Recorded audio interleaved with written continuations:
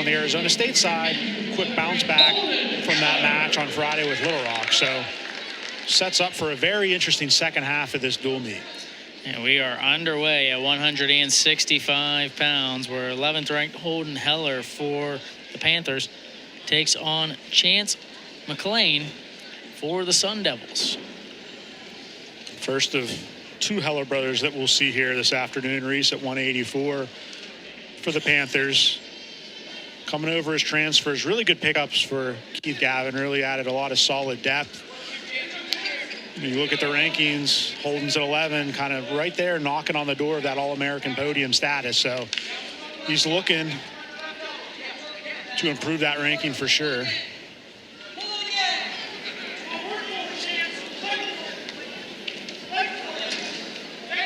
Heller, one of those funky wrestlers.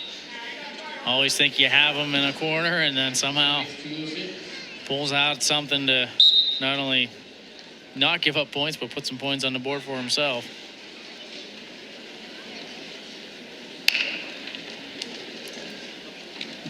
Chance McLane, obviously, with a good opportunity. We talked about some of the Pitt wrestlers having an opportunity earlier in this match to knock off ranked guys. This is an opportunity for McLane to do the same thing to Heller.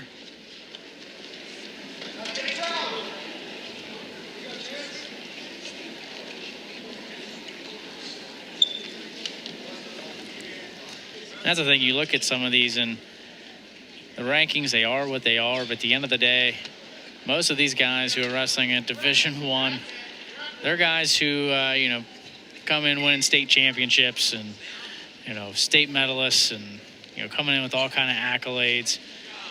So there is never an easy opponent, per se. No, and it can be a humbling experience, too, you're used to having all of that success, and you got to work for everything at this level, especially when you are wrestling in the ACC or the Pac-12. Arizona State soon to be in the Big 12, and you know what comes along with that, with Oklahoma State, Iowa State, and others. It's a battle each and every night.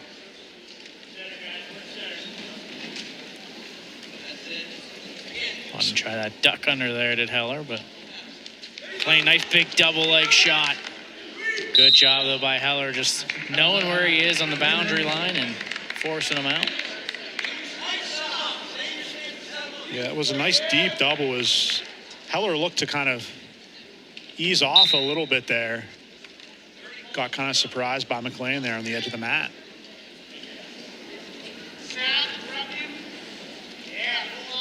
So the pace of this is slowed down a little bit after some of the fireworks we saw at 157.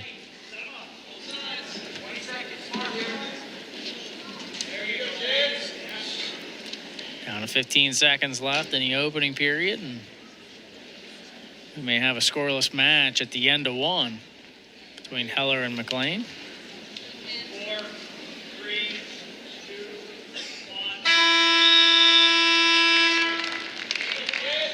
1. Choice belongs to Heller. He'll go on the bottom for the second. So McLane there really with the best shot. He had that double leg late in the first. Saw Heller try to get a couple duck unders. Really nothing going for him in that first period. See if he can get out quickly and then try to look for a takedown for himself.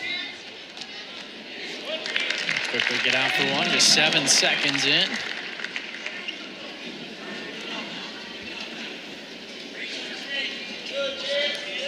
Back on their feet.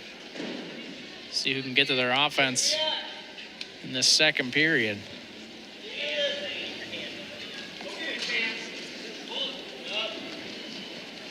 I haven't really seen Heller be super committed to a shot yet. Both wrestlers struggling to break through that head-hands defense.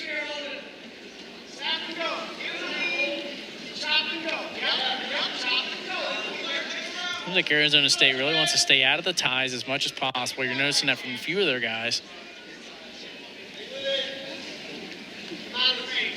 Panthers, meanwhile, setting up their offense out of the ties, so just different ways of strategy and going about getting some points. You can really hear Zeke Jones down there kind of yelling out instructions. His voice is kind of echoing this building. Gavin a little bit more mild-mannered over there. You see him voice some instructions, but usually much more relaxed in the coach's box. Two different styles of coaching too, right? There's always more than one way to do things. That's right. That's right. But I will say this, a couple good conversations we got the chance to have with both Keith Gavin and Zeke Jones today. Just good guys to talk to. Yeah, and that's one thing I love about the sports is the coaches, coaching staffs, very approachable, always willing to help us out and share really good information about where they're thinking, how the team's doing. So it's going to be 1-0 at the end of 2 for Heller, and McLane will have choice for the third, which I'd imagine he'll go on the bottom.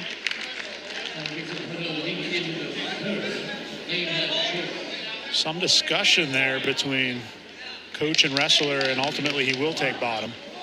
Yeah, he thought about going neutral there a little bit, and Zeke Jones like, hey, you do what you think. I think at the end of the day, they both kind of felt bottom was the best spot for him, but it's a good move because quickly out for one is McLane to tie up a score. All right, so somebody's going to have to do something on the feet. Take down, see if Heller starts to get a little bit more aggressive here. Neither wrestler with a stalling call as well.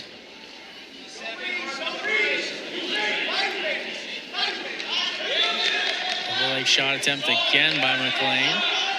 Not quite as committed as he was in that first shot in the opening period.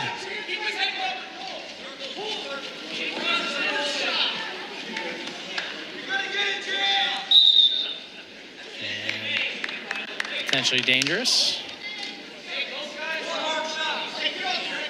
We've seen Heller kind of control the center of the mat, but he's really struggling to pick a shot.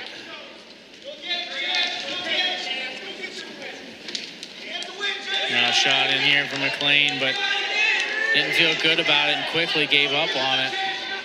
And I think that's smart by McLane. I think Heller's wanting to get kind of in those funky scramble situations. And McLane was in on that shot, as you mentioned, realized he didn't have it and did not want to scramble.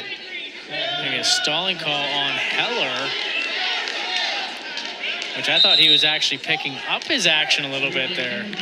Yeah, he was doing a lot of those little half shots, right? And it didn't seem, I guess the official probably agreed that he was committed on any of those.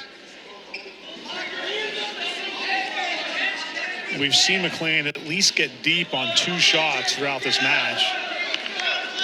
And now you're seeing Heller trying to really press the action a little bit.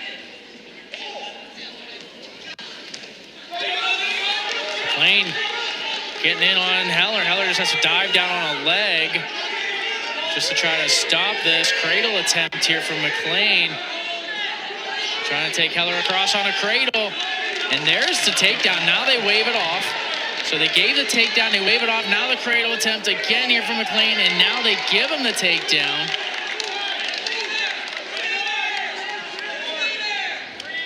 And McLane can just hold right here in a huge upset win at 165 pounds. McLane of Arizona State, they needed it, and they got it. A 4-1 win. They're up 14-7. And that was big. They got into a little scramble situation. It looked like for a moment that Heller had the upper hand, and then they got into that funky cradle position.